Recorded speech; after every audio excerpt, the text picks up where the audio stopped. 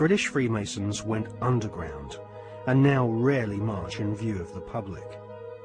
The public image of British Freemasonry has been damaged by the revelation that supercriminal Kenneth Noye and the men responsible for the Brinks-Mat gold bullion robbery were all Masons. As Prime Minister, Tony Blair has frequent meetings with the Queen.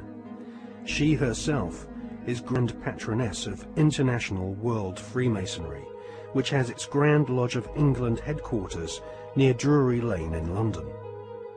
The British government employs a huge number of civil servants, magistrates, judges, solicitors and officials, which have all historically been Freemasons. The deceased author of The Brotherhood, Stephen Knight, says that penetration of Freemasonry into the British establishment goes way beyond policemen and parish councils. Knight says that the Palace of Westminster, home to the British Parliament, is used as a meeting place for at least 2 Masonic lodges. One of these lodges is called the New Welcome Masonic Lodge, which regularly hosts blood-curdling rituals and ceremonies inside the Palace of Westminster.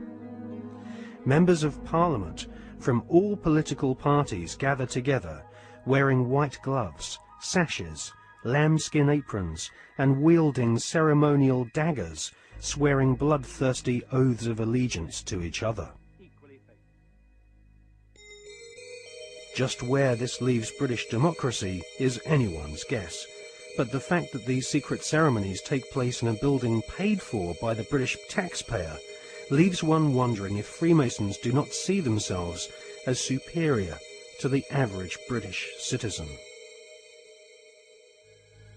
Many researchers claim British Prime Minister Tony Blair is a high-ranking 33rd degree Freemason. This is the highest rank of Mason, and this elite cabal of British Freemasonry has its own headquarters at number 10 Duke Street, which some claim is connected to number 10 Downing Street via a secret underground tunnel.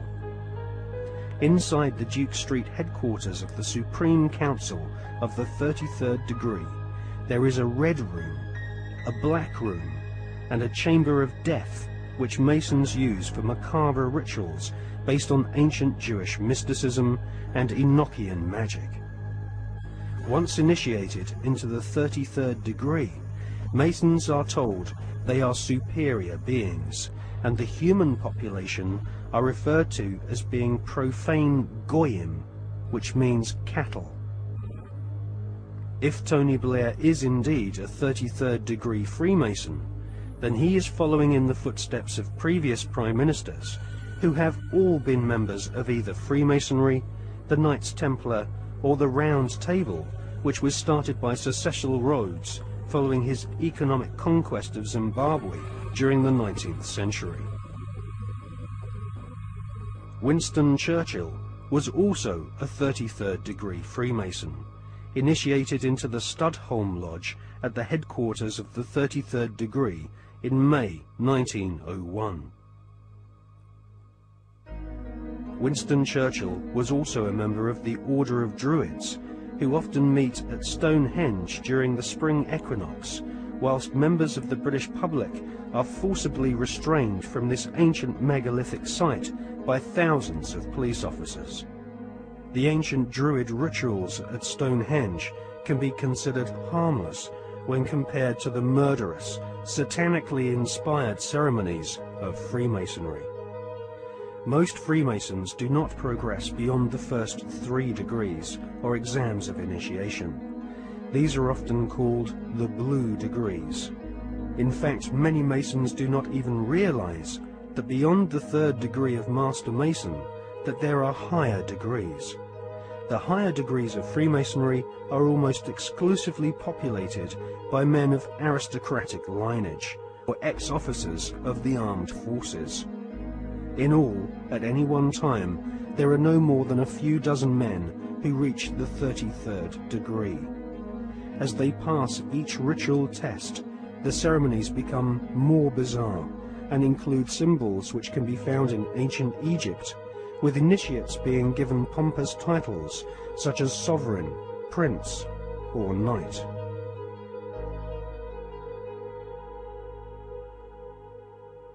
When we see Tony Blair meeting with George Bush Jr., we are actually seeing two knights of secret orders.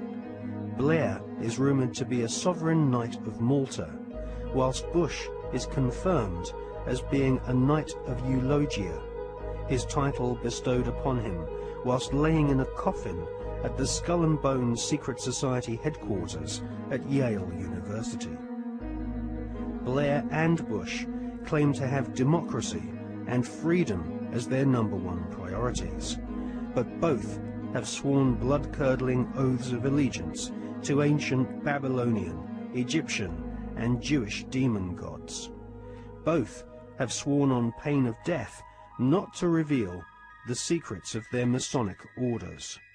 Both have been initiated into the age-old Illuminati global network, which is obsessed with death and murder. I mean, are we being ruled by politicians who consult with Baphomets and demons? Yes, we are. The way the world is structured is like a compartmentalized pyramid, and it's pyramids within pyramids, like Russian dolls, one doll inside a bigger doll inside a bigger doll.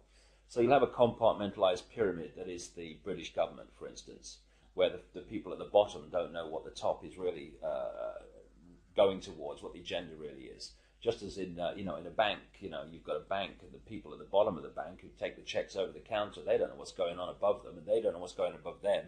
And eventually, in all these pyramids, you have a tiny little number of people at the top that are actually the only people that know how the whole game fits together. Everyone else is just playing their part in ignorance.